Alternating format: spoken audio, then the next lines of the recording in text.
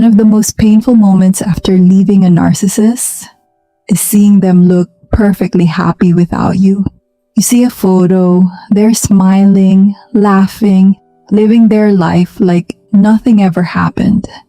Maybe they're already with someone new. Maybe they look lighter, happier, almost relieved. And suddenly a question starts forming in your mind. How can they be so happy after everything we went through? Did they ever love me? Was any of it real? Or was I the only one who felt something real in that relationship?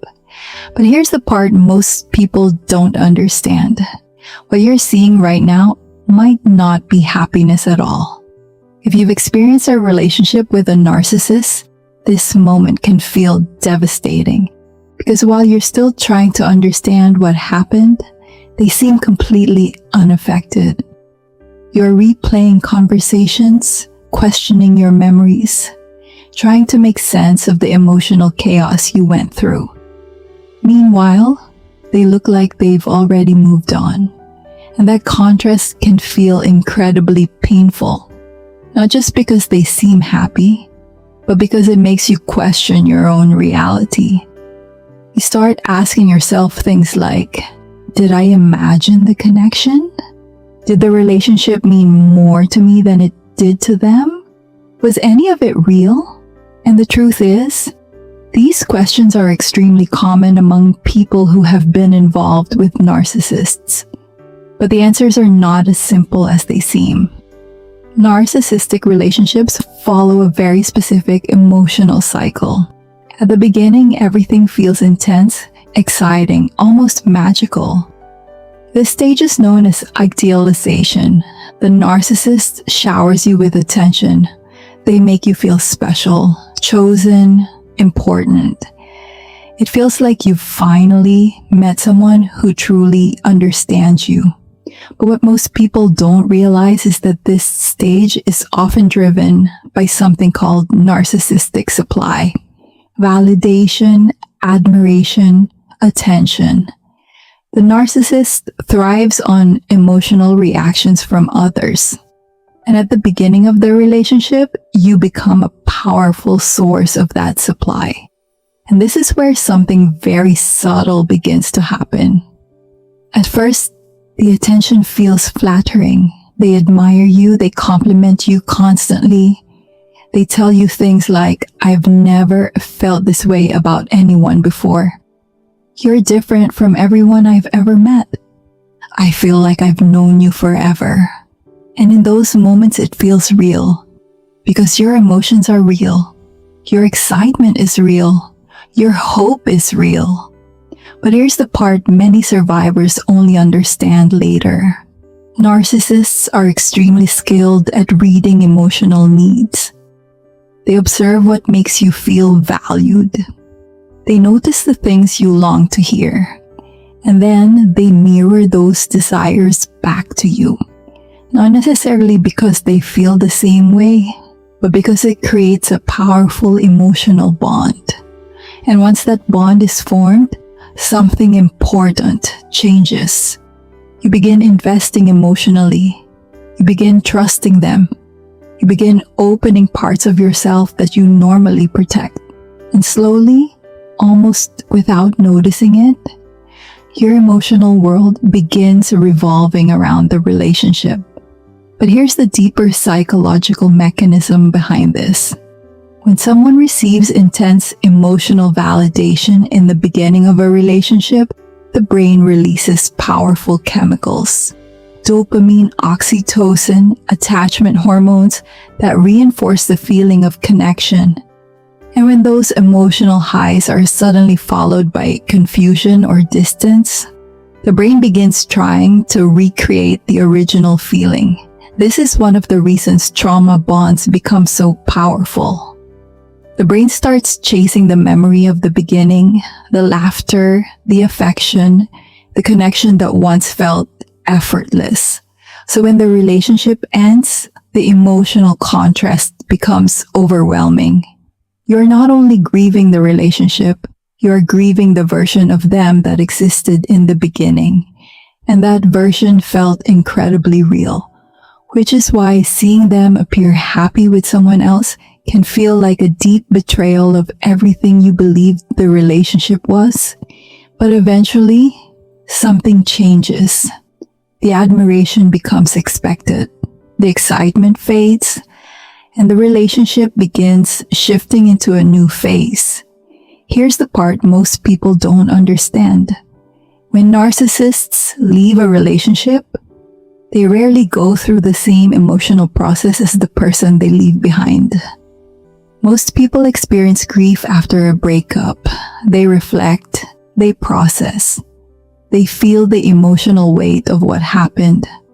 But narcissists often bypass this stage entirely. Instead of processing emotions, they move directly toward the next source of validation, and that is why they can appear so happy so quickly. But let's pause for a moment, because the image you're seeing on social media is only a small fragment of someone's life. A photograph, a moment, a carefully selected version of reality. And sometimes, what looks like happiness on the surface X1 is simply another stage of the cycle. Narcissists are extremely concerned with how they appear to others. Their image matters, their reputation matters, looking successful matters. So after a breakup, many narcissists go out of their way to appear happy. They post pictures, share exciting moments, show the world that they are thriving. But what you're often seeing is not emotional healing. It is image management. And image management is one of the most misunderstood aspects of narcissistic behavior. Because from the outside, it can look like genuine happiness, but internally, the motivation is often very different. Narcissists tend to build their sense of identity around how others perceive them. Their confidence is not always rooted in inner stability. Instead, it is often reinforced by external admiration, approval, attention. So maintaining the appearance of success becomes incredibly important, especially after a breakup. Because if the relationship ended badly, there's a risk that others might question their role in what happened. And that is something narcissistic personalities try to avoid at all costs. So instead of showing vulnerability, they show victory. Instead of showing sadness, they show excitement. Instead of showing reflection, they show a life that looks even better than before. This is why social media can be so misleading in these situations. What you're seeing is not a complete emotional reality. It's a highlight reel, a carefully selected set of moments designed to send a specific message. I'm doing great. I'm thriving. I've already moved on. But here's something survivors often discover later. The same cycle that happened in your relationship often happens again and again and again. Because without self-reflection, patterns tend to repeat themselves. And narcissistic personalities rarely engage in deep emotional reflection. Not because they are incapable of emotion, but because acknowledging mistakes would threaten the identity they are trying so hard to protect. So instead of confronting uncomfortable truths, they move forward quickly. They find new attention, new admiration, new emotional energy. And for a while, that attention can look exactly like happiness. But attention and happiness are not the same thing. One is external, the other is internal. And that difference becomes clearer over time. A carefully crafted narrative designed to protect their ego. Think back to the beginning of your relationship. If someone had seen the two of you during those first months, they probably would have believed the relationship was perfect. You probably looked happy too, but appearances can be deceiving. And the same illusion may now be happening again with someone else. Your healing journey may look slower from the outside, but that's because it's real. You're processing the experience, you're understanding the patterns, you're rebuilding your emotional boundaries. And that kind of work takes time, but it leads to something far more valuable than the illusion of happiness. It leads to emotional freedom.